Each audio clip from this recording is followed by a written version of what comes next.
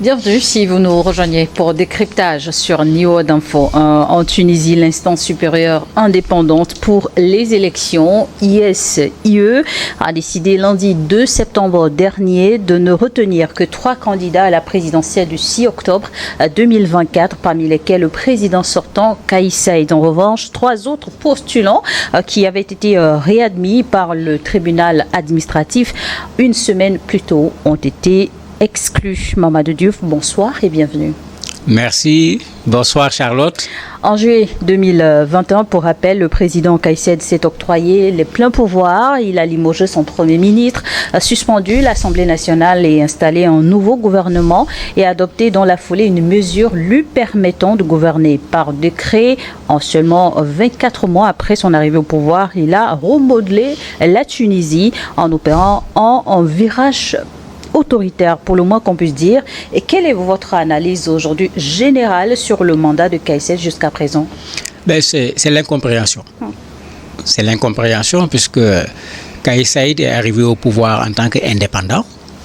Il n'avait pas un parti politique en tant que tel. Il doit son élection en grande partie à Ennahda, le parti qu'on qualifie d'islamiste. Quand il est arrivé au pouvoir, tout le monde s'attendait à ce que, comme souvent les présidents élus sur la base de cette étiquette d'indépendants font, essayer de mettre en place une coalition pour avoir sur quoi reposer, parce qu'il allait avoir un problème au niveau de l'Assemblée.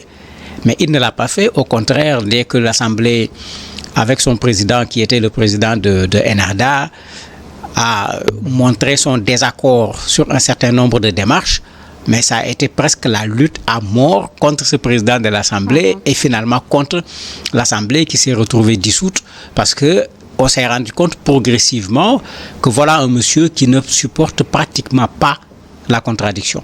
On l'a vu avec l'Assemblée, on l'a vu avec les magistrats, on l'a vu avec les journalistes, pratiquement personne n'y a finalement échappé et à un certain moment, tous les pouvoirs étaient tout simplement retournés entre les mains du président Kais Saied, ce qui est vraiment une contradiction parce que n'oublions pas que la Tunisie est passée par une révolution pour sortir des pouvoirs autoritaires, pour aller vers un pouvoir qui va être d'abord un pouvoir démocratique et qui sera en mesure de prendre en charge les aspirations des populations, particulièrement sur le plan social.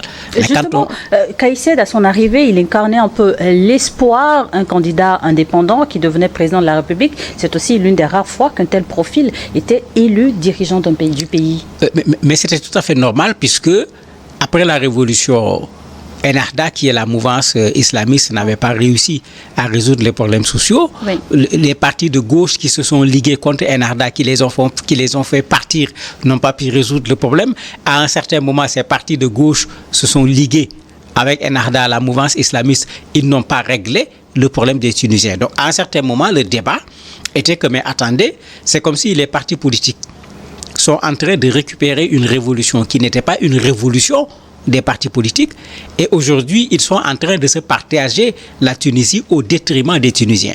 De sorte que les élections municipales, il y a beaucoup d'indépendants, de candidats indépendants qui ont réussi à être élus. Le président de la République également a été élu dans cette atmosphère-là.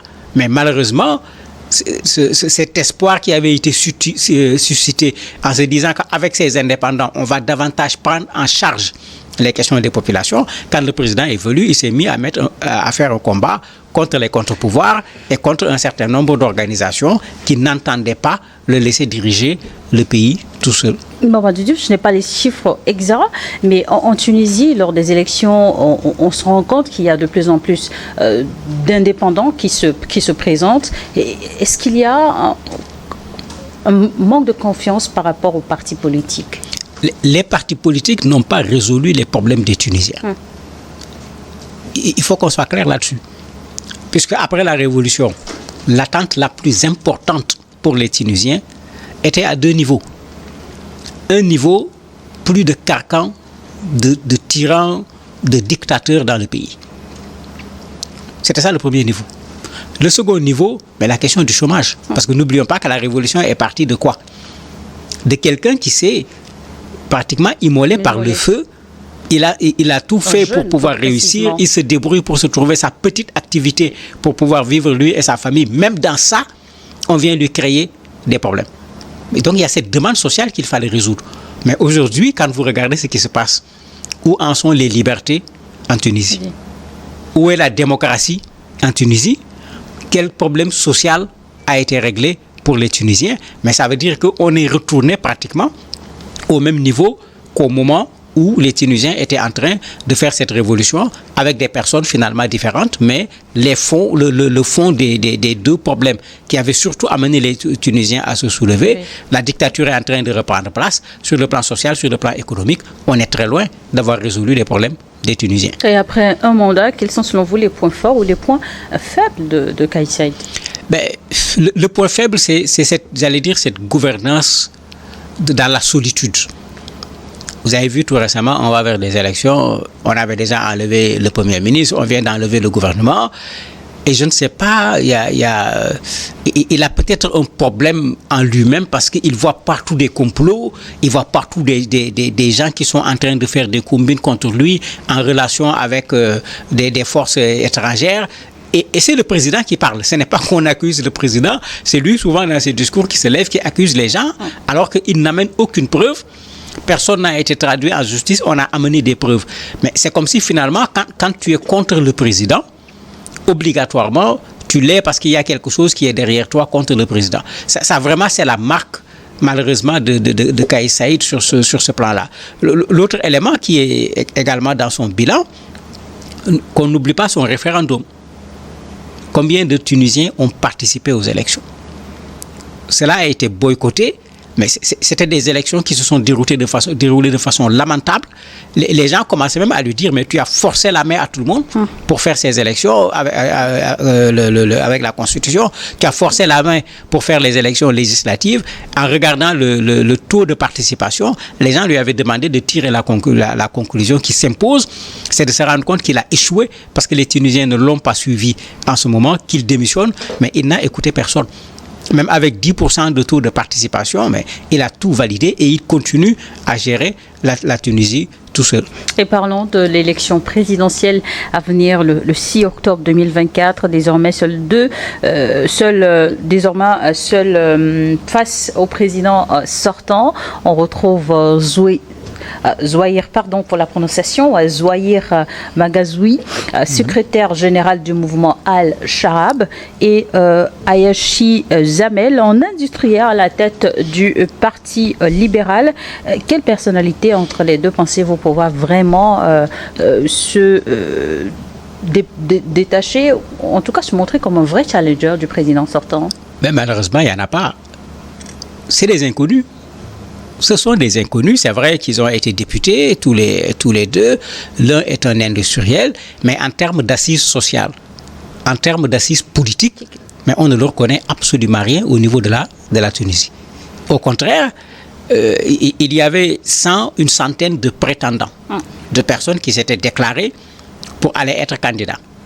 Il y a eu des blocages à travers le parrainage, à travers des gens qu'on a accusés d'avoir fraudé au niveau des parrainages, etc. On s'est retrouvé avec 14.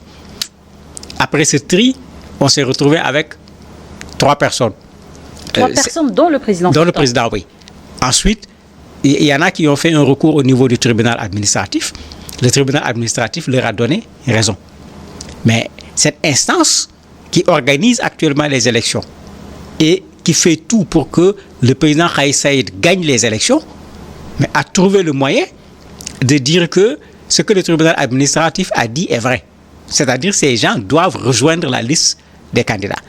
Mais la notification a été faite en dehors des 48 heures réglementaires. Ce que d'ailleurs le tribunal administratif a démenti. Le tribunal administratif est très clair, ils disent qu'après le jugement, ils ont notifié cela à l'instance qui s'occupe des élections. Qui a raison, je ne sais pas. Mais une chose est là claire, depuis qu'on a essayé d'écarter les vrais candidats, ils l'ont malheureusement réussi, parce que ces deux messieurs, je ne vois pas du tout qu'est-ce qu'ils peuvent représenter devant Kais Saïed. Je crains que ça soit la pire des élections au niveau de la Tunisie, parce que si les populations tunisiennes gardent le même comportement qu'ils ont eu par rapport aux dernières élections, c'est-à-dire autant ils ne voteront pas pour un président qu'on ne comprend plus, mais autant ils ne voteront pas pour deux faire-valoir qui ne sont pas en mesure certainement de tenir la Tunisie, surtout dans les circonstances actuelles. En 2022, le président tunisien Kais Saied a semé l'émoi dans son pays et à l'étranger en laissant entendre que l'avenue de migrants subsahariens relèverait d'un complot visant à affaiblir l'identité arabo-islamique en Tunisie. Qu'en est-il de cette situation aujourd'hui?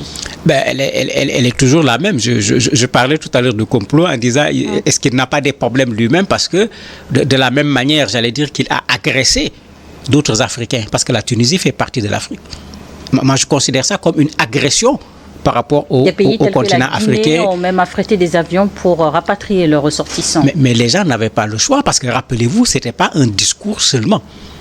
Le discours avait été immédiatement dénoncé, mais le discours a été suivi par le fait que lui, il parlait de gens qui sont là-bas de façon illégale, mais des Tunisiens sont allés trouver des Africains du sud du Sahara établis en Tunisie avec tous leurs papiers, qui travaillent, qui sont étudiants. On les a délogés, on a pris leurs biens, on les a bastonnés, etc. Donc, ça n'avait plus rien à voir avec une quelconque immigration clandestine. Et même s'il s'agit de l'immigration clandestine, ces Africains qui se trouvaient là-bas, mais ne sont pas venus chercher leur salut en Tunisie, pas du tout. C'est des gens qui avaient l'habitude de passer par la Libye et autres, mais ce chemin n'étant plus fréquentable pour des difficultés qui sont pratiquement les mêmes, ces gens ont essayé de venir passer par la Tunisie. Ils ne sont pas venus en Tunisie pour rester en Tunisie, particulièrement à Sfax, puisque c'est là-bas qu'il y avait eu le gros problème avec une concentration de population. Ces gens-là voulaient prendre les mêmes pirogues que les Tunisiens prennent pour quitter chez eux. Vous vous rappelez l'avocate dont on a parlé ici, qui avait été arrêtée? Mais elle a été arrêtée parce que dans une émission de télé, comme on dit qu'en Tunisie tout va comme pour le meilleur des mondes, elle taquinait, elle ironisait en disant elle ne comprend vraiment pas du tout, parce que les Tunisiens eux-mêmes risquent leur vie dans la Méditerranée pour quitter le pays où tout va. Mais ça veut dire que cette immigration, mais vous avez des Tunisiens qui quittent leur pays, et comme ça se fait un peu partout dans le monde, dès qu'on se rend compte, j'allais dire qu'il y a un créneau par lequel on peut passer pour rejoindre l'Europe ou pour rejoindre l'Amérique, mais vous verrez des gens d'autres nationalités qui viennent dans ce pays pour passer par ce créneau. Mais le président était allé trop loin dans ce qu'il a dit comme discours, et les conséquences sont encore là, parce qu'effectivement, pas la Côte d'Ivoire seulement, beaucoup de pays ont dû s'organiser pour rapatrier leur population, puisque on les a fait sortir de leur lieu de travail, on les a fait sortir de leur maison, on leur a pris leurs biens, et l'État tunisien n'a absolument rien fait pour les protéger. Au contraire, les gens sont allés se réfugier à un certain moment vers la mer. Il n'y avait absolument rien pour venir au secours de ces personnes à qui on avait privé de tout ce dont ils avaient en leur possession, et qui se retrouvent du jour au lendemain comme des personnes en situation difficile, alors que ce n'était pas ça leur situation au niveau de la Tunisie. Et de quelle influence joue le pays aujourd'hui sous le règne de Kais Saied en matière de politique étrangère? Il n'y a pas grand-chose, parce que Kais Saied est allé dans combien de pays? Vous avez un monsieur qui s'est contenté de la Tunisie à la limite, et il a eu raison, parce qu'il a encore du mal à pouvoir s'imposer à l'intérieur même de la Tunisie. Puisque même ce qui s'est passé avec les élections, les gens, vous avez des pétitions qui ont été signées, vous avez des gens qui sont allés faire un sitting devant l'instance qui s'occupe de l'organisation des élections, etc. Vous avez des Tunisiens agacés. Combien de fois des marches, même le syndicat, qui est un énorme syndicat qui s'est mêlé à ces contestations à un certain moment, parce que tout le monde disait mais attendez, trop c'est trop, on ne peut pas laisser Kais Saied vouloir gérer tout seul la Tunisie. Il a besoin des Tunisiens, et il gère pour la Tunisie. Il faut qu'il écoute les Tunisiens, ce qu'il n'a jamais fait malheureusement jusqu'à présent. Même ces élections, c'est la même chose, c'est un forcing qui va lui permettre éventuellement d'avoir un autre mandat, mais sur une base qui est totalement fausse, parce que les vrais candidats, ceux qui pouvaient véritablement lui poser problème, ont été écartés. Justement, pensez-vous qu'il sera réélu, Kais Saied?